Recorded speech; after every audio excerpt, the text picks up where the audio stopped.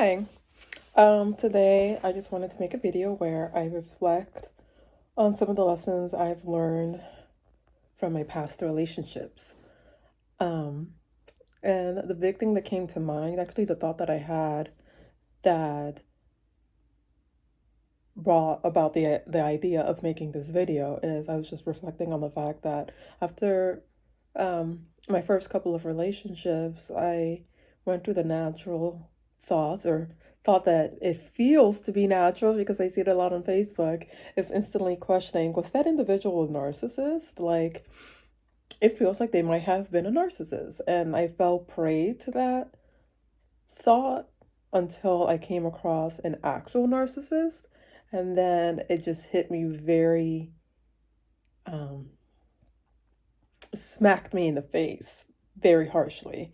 The reality of, oh no, the first couple of boyfriends I've had were not they were not narcissists, okay? They were not. They were flawed individuals who were incompatible for me.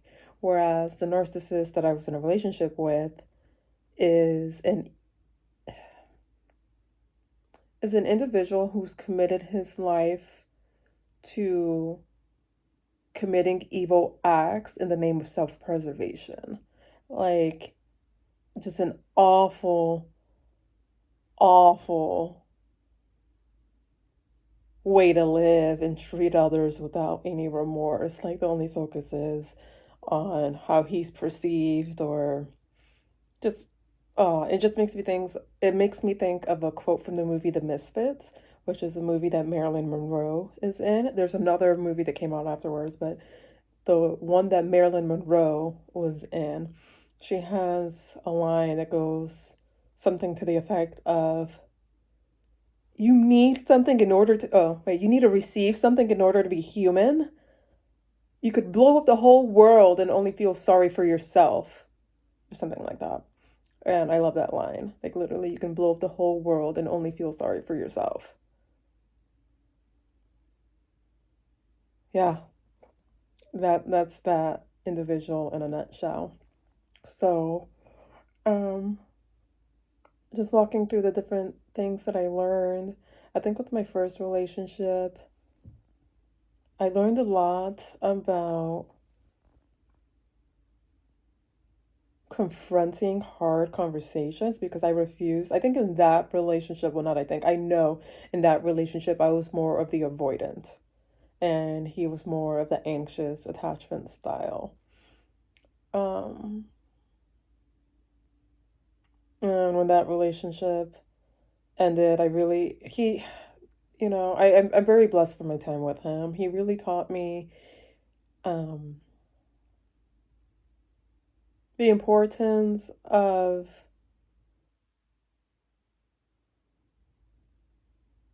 speaking my mind, not letting. I learned in that relationship the importance of speaking my mind, and also, like, I learned that,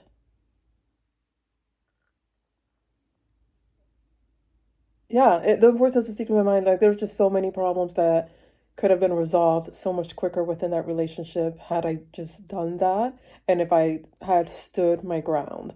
You know what I mean? Like, if I was conflicted about something, I really should have taken the time to figure out my stance before approaching the conversations like that. It would be easier to stand my ground rather than like thinking I would figure it out within the conversation.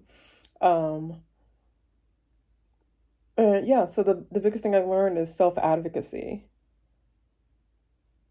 I'm trying to think of if there's any other highlights. Um, I'm sure there was, but like to sum it up, I think that like after that relationship, I was like, I can't not self-advocate in future relationships. After the second relationship, I think the biggest thing that I learned was the power of letting go, of wanting to be in control. So in that relationship, I was more of the anxious attachment style. I think moving forward after the first relationship, it was just two more, but it was more of the attachment, getting rid of the anxious attachment style. I think my relationship or sorry, my attachment style is anxious avoidant. So first one avoidant, second one anxious were the qualities that stood out more. And yeah, so the second relationship, I really learned the power of letting go of control, letting go of like trying to force something that clearly wasn't meant to be, and just kind of like understand what I can control, what I can't control, and just leaning in to be the best version of myself, and that's all I can do. Just be a beacon of light for others, and pray for the rest. For the things that I can't control, put it in God's hands. And for the last relationship with the fucking narcissist, what did I learn? I learned my ability to protect myself. I had like this um I still struggled with, so my first relationship, I struggled with dissociation a lot. Second, I struggled with it. I've struggled with ruminating more than dissociating, even though they go hand in hand. I guess for both of them, I struggled with dissociating and ruminating. Actually, no, I struggled with both a lot. And I think with the second one, I had more moments of clarity, I think, than the first one. And the third one, it was like, finally getting that full gasp of air and staying out. I was forced to like really evaluate the situation of like, this is not like normal relationship troubles. Like, this is a dangerous individual that I'm in the presence of. Like, there was moments where he, to me, felt like a rabid animal. Like, he would just get an animalistic look in his eye, and that just awakens you to new realities of like, oh my God, you cannot give people the benefit of the doubt, because it can literally end with you being dead. Like, I've heard that in like true crime documentaries and podcasts, but there's a difference between hearing about it and experiencing it. And I hate that other people have experienced that, and I hate that other people will come to experience that I just wish I can protect everyone from that feeling. But I just learned so much about what I'm capable of, but also I became more confident in my abilities of like, if someone can be so confident with nothing backing them at all, really, or just like very little to back that confidence, then I can definitely be confident with all the talents and experiences and skills that I have. So that was, a very positive awakening that I'm very fortunate to have been blessed with. Um, yeah, so those were, lessons that I learned from those three relationships. Moving forward, I'm just moving forward. I'm going to be more aware of the fact that I don't need to be in a relationship. I would know that through each experience, but like now I truly feel it more. Like, it feels like it's becoming more settled into like the threads of my soul, like is becoming embedded into the threads of my soul. Um,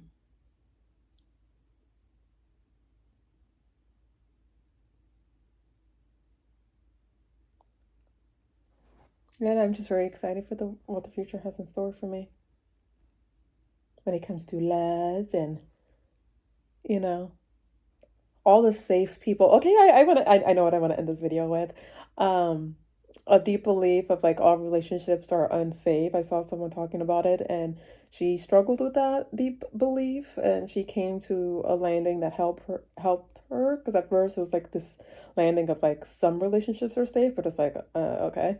But what she ended up landing with, the like final one, is relationships are safe with safe people. And I know those safe people exist out there. So I'm just excited for life to bring them my way and for me to connect with them and to have my life continue to grow and become what it's meant to be and continue to evolve from there.